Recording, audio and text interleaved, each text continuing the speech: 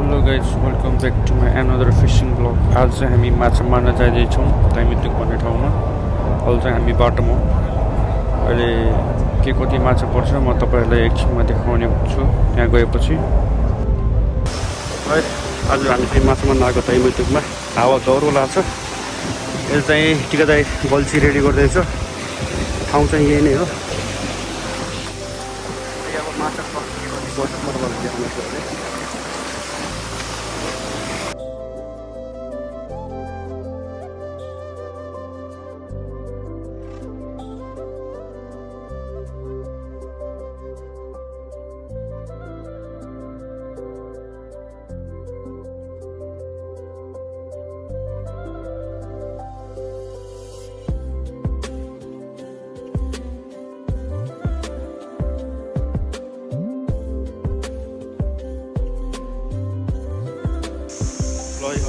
हामीले fishing road हानेर ready गरिसकेको छौँ। फिसिङ रोड चाहिँ आज मैले चाडामा खेलाएको हो। अब अगाडिको भ्यू चाहिँ यस्तो छ। के कति माछा पर्छ म तपाईँलाई देखाउने छु एकछिनमा है। भिडियो चाहिँ लास्टसम्म हेरिदिनु होला। यो चाहिँ हाम्रो नास्ता खाने टाइम हो। यसो नास्तामा चाहिँ सिमै बनाउनु लस्सी बढी पानी चाहिँ खाए त साथीहरू। ल चेस है चेस। ल अब खाएर माछा मार्दै बस्नुपर्छ है। हामी अगाडिको भ्यू चाहिँ अति नै दामी चाहिँ सर्रा र हावा तरेको माछा चाहिँ पर्ने हो कि होइन। ल है आज पनि हाम्रो टिकादाईले चाहिँ जस माछा मार्ने ठाउँमा चाहिँ हल्का सफा गरेको छ फोहोर मैलाहरू। हामी पनि जो पनि नेपाली दाजुभाइहरू यो ठाउँमा माछा मार्न आउनुहुन्छ ताइमितुक भन्ने ठाउँमा कृपया हल्का सफाहरू गरिदिनु होला। आफूले फिसिङ गरेको ठाउँमा के कति फोहोर मैला हुन्छ टिपेर माथि डस्टबिन फालिदिनु होला। के हो 10 किलोको माछा आएछ त देखाउँछ। 10 किलोकै माछा परे जस्तो त टिकादाईले 10 किलोको माछा पारे जस्तो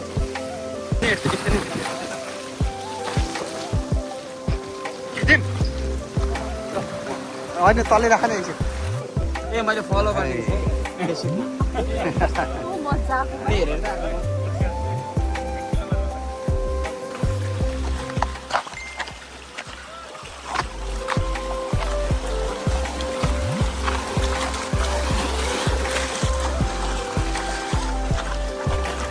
पऱ्यो टिकादाईले लिङ्गी पारे। लिङ्गी माथि अझै माथि तान्नु न बेर्नु पर्छ के। अझै माथि लानु माथि लानु न माथि अझै।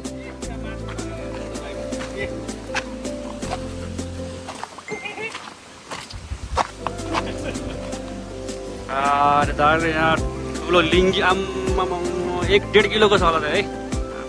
ल रेडी 1 2 3।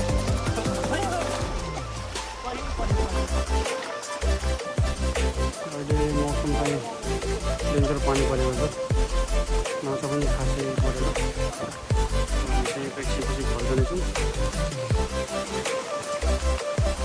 कतै दाइहरू नाइट फिसिङको लागि प्रिपेयर गर्दैछ गरमको दाइहरू। आजको क्याच चाहिँ यति छ होला 4 किलो। भित्र पनि छ माछा।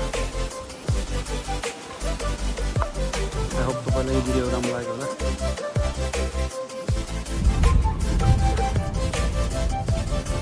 माछा मारेर सक्यो हामी घर जाँदैछौँ। आई होप तपाईँलाई यो भिडियो राम्रो लाग्यो होला। लाइक कमेन्ट सब्सक्राइब पनि गरिदिनु होला। Okay bye bye. See you next.